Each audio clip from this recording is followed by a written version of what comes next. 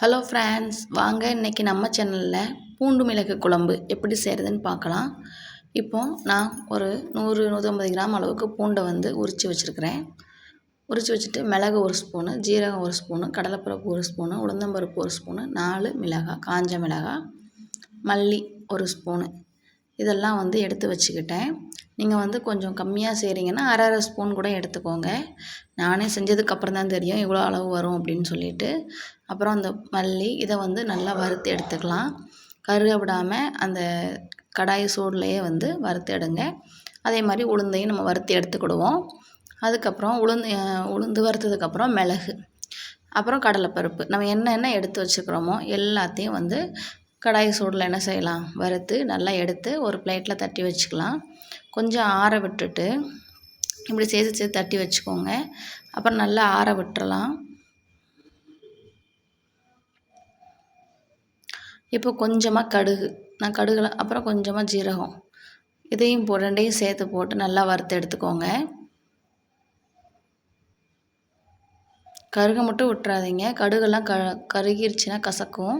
அப்புறம் 4 காஞ்ச மிளகாய் எடுத்துருக்கிறேன். நான் இந்த உரப்பு நீங்கள் நல்லா காரசாரமாக சாப்பிடுவீங்கன்னா கூட கொஞ்சம் எடுத்துக்கோங்க. நான் சின்ன பிள்ளைங்கனால கம்மியாக எடுத்திருக்கேன். இப்போ நம்ம கடாயில் நல்லெண்ணெய் ஊற்றிக்கலாம். இப்போ முதல்ல பூண்டு உரித்து வச்சுருக்கோம் இல்லையா, பூண்டு ஒரு 7-8 பூண்டுக்கிட்ட உரித்தேன். நாட்டுப்பூண்டு தான் இங்கே கிடச்சிது. அப்புறம் கடாயில் கடுகு போட்டுட்டு வெந்தயம் சேர்த்துக்கலாம். இந்த பூண்டை நல்லா பொன்னிறமாக ஆகிற வரைக்கும் அப்படியே கிண்டி வதக்கி விட்டுக்கலாம். பூண்டு மிளகு குழம்புல பூண்டு நல்லா ப்ரௌன் கலராக வரணும். அதுக்கப்புறம் இது எல்லாத்தையும் ஒரு மிக்ஸி ஜாரில் மாற்றி நல்லா ஃபஸ்ட்டு என்ன பண்ணணும் அப்படின்னா தண்ணி ஊற்றாமல் அரைச்சிக்கலாம். நான் இப்போ இந்த அளவு புளி எடுத்துருக்கிறேன். ஆனால் இந்த புளி எனக்கு காணலை. ரெண்டாவது நான் புளி கொஞ்சம் கரைச்சி தான் சேர்த்தேன். புளி இல்லைன்னா அந்த ஃப்ளேவர் டேஸ்ட் வர மாட்டேங்குது. நீங்கள் கூட கொஞ்சமே புளி சேர்த்துக்கோங்க. இந்த மாதிரி தண்ணி ஊற்றாமல் நல்லா பவுடராக அரைச்சிட்டு அப்புறம் தண்ணி ஊற்றுனீங்கன்னா நல்லா ஃபைன் பேஸ்ட்டாக அரைச்சிரும். இப்போது நம்ம பூண்டும் நல்லா வதங்கிடுச்சு ப்ரௌன் கலரில். இப்போ 5-6 கருவேப்பிலை சேர்த்து நல்லா கிண்டி விட்டுக்கலாம். பூண்டு நல்லா ப்ரௌனாக வர தான் டேஸ்ட் நல்லாயிருக்கும். குழம்பும் நல்லா கெட்டு போகாமலும் இருக்கும். அப்புறம் நம்ம அரைச்சி வச்சுருக்கோம் இல்லையா, அதை இதில் ஊற்றி நல்லா கிண்டி விட்டுக்கலாம்.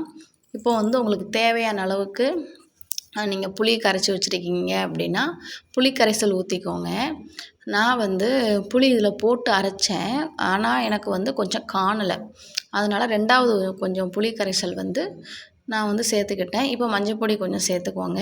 உப்பு தேவையான அளவு சேர்த்துக்கோங்க. இப்போ இந்த ஒயிட் கலர் மாதிரி தான் இருக்கும். நானும் என்னடா இந்த கலரில் இருக்கே, ப்ரௌன் கலரில் வந்துருமா பூண்டு மிளகு குழம்பு அப்படின்னு சொல்லி ட்ரை பண்ணி பார்த்தேன். உண்மையிலேயே சூப்பராக வந்தது. உங்களுக்கு அந்த உப்பு, உரப்பு, புளிப்பு இதெல்லாம் உங்கள் தேவைக்கு ஏற்ற மாதிரி நீங்கள் லைட்டாக வேணுமோ இல்லை கூடுதலாக வேணுமோ அதுக்கேற்ற மாதிரி பார்த்து சேர்த்துக்கோங்க. ஆனால் என்ன ஒரு 1 ஹவர் ஆச்சு. 1 ஹவர் கிட்டேயே 11 மணிக்கு செய்ய ஆரம்பித்தேன். 12:30 வரைக்கும் செஞ்சேன். 1.5 மணி நேரத்துக்கிட்டே ஆயிடுச்சு. ஆனால் நல்லா ஒரு அவசரத்துக்கு சாப்பிட்டுக்கலாம். எண்ணெய் பிரிஞ்சு வர கொஞ்சம் டைம் எடுத்தது. இதை நம்ம இப்படி கிண்டி விட்டுக்கிட்டே இருக்கணும்.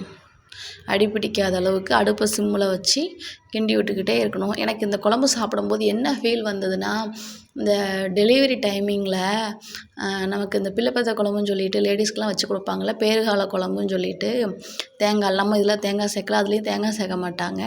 அதில் கொஞ்சம் பேறுகால மருந்தெல்லாம் சேர்த்து செய்வாங்க இல்லையா, அந்த மாதிரி எனக்கு அந்த டேஸ்ட்டு தான் அந்த குழம்புல கிடச்சிது. நீங்கள் கம்மியாக செய்கிறீங்க அப்படின்னா ஒரு அரை ஸ்பூனே எடுத்துக்கோங்க. நானும் ஒரு ஃபஸ்ட் டைம் செய்கிறனால ஒரு குத்து மதிப்பில் ஒவ்வொரு ஸ்பூனாக எடுத்துட்டேன். ஏன்னா நம்ம கடலைப்பருப்பு உளுந்தெல்லாம் சேர்க்கும்போது ஒவ்வொரு ஸ்பூன் எடுத்துட்டேன். ஒவ்வொரு ஸ்பூன் எடுக்கும்போது எனக்கு குவான்டிட்டி கூடிருச்சு. நீங்கள் எனக்கு ஒருத்தவங்க கேட்டிருந்தாங்க, அவங்களுக்கு சரி கொடுக்கணுமே அப்படிங்கிறதுக்காக செஞ்சேன். அதனால் அவங்களுக்கும் கொஞ்சம் வேணும், எனக்கும் கொஞ்சம் வேணுமே அப்படின்னு சொல்லிட்டு செஞ்சேன்.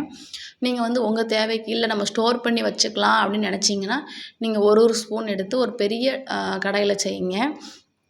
இல்லை நம்ம வீட்டுக்கு மட்டும் இன்றைக்கி மதியத்துக்கு மட்டும் போதும், ஒரு நேரத்துக்கு போதும்னு நினச்சிங்க அப்படின்னா சும்மா அரை ஸ்பூன் எடுத்து செஞ்சாலே உங்களுக்கு போதுமானது இருக்கும். ஆனால் லாஸ்ட்டில் நான் கொஞ்சமாக ஒரு நாட்டு சர்க்கரை சேர்த்தேன். ஒரு அரை ஸ்பூனுக்கும் கம்மியாக தான் சேர்த்தேன். அது ஒரு நல்ல ஃப்ளேவரும் கொடுக்கும், குழம்பும் கெட்டு போகாமலும் இருக்கும். உங்களுக்கு பிடிச்சா சேர்த்துக்கோங்க, பிடிக்கலை அப்படின்னா விட்டுருங்க. இங்கே பாருங்களேன், அல்வா கணக்காக ரெடி ஆயிடுச்சு குழம்பு. அந்த எண்ணெய் பிரிய பிரிய பிரிய நம்ம இப்படி கிண்டி விட்டோம் அப்படின்னா ஒரு எண்ணெய் நல்லா பிரிஞ்சு வந்ததுக்கப்புறமும் ஒரு 10 நிமிஷம் நல்லா இப்படி நான் கிண்டி விட்டுக்கிட்டே இருந்தேன். ஏன்னா அப்போனா தான் நம்ம அந்த ஸ்பூன்ட்டு எடுத்தால் கூட அந்த ஸ்பூன்லேயே ஒட்டாமல் வரும் பார்த்துக்கோங்க.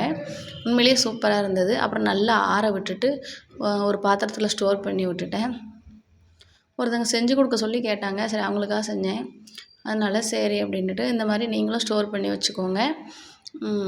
பிடிச்சா லைக் பண்ணுங்கள், சப்ஸ்கிரைப் பண்ணுங்கள், செஞ்சு பார்த்துட்டு எப்படி இருக்குன்னு சொல்லுங்கள். ஆனால் எண்ணெய் பிரிகிற வரைக்கும் நம்ம பொறுமையாக தான் வந்து கிண்டி கிண்டி விடணும். அப்படின்னா தான் வந்து டேஸ்ட்டு கொடுக்கும். உப்பு, உரப்பு, புளிப்பு இந்த 3 உங்களுக்கு ஏற்ற மாதிரி வச்சுக்கோங்க. அதிகமாக வேணால் புளிப்பை கூட்டிக்கோங்க, கம்மியாக வேணால் வச்சுக்கோங்க.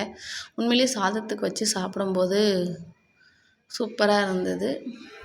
ஆனால் ஒரு அவசரத்துக்கு இப்படி வீட்டில் பண்ணி வச்சுருக்கிறது எங்கேயோ போயிட்டு வரோம், அவசரத்துக்கு வீட்டில் எதுவுமே இல்லை அப்படின்னா இந்த பூண்டு மிளகு கூட ஒரு முட்டையை வச்சு சாப்பிட்டா கூட போதும். என் சேனல் பிடிச்சா லைக் பண்ணுங்கள், சப்ஸ்கிரைப் பண்ணுங்கள். பாய் பாய்.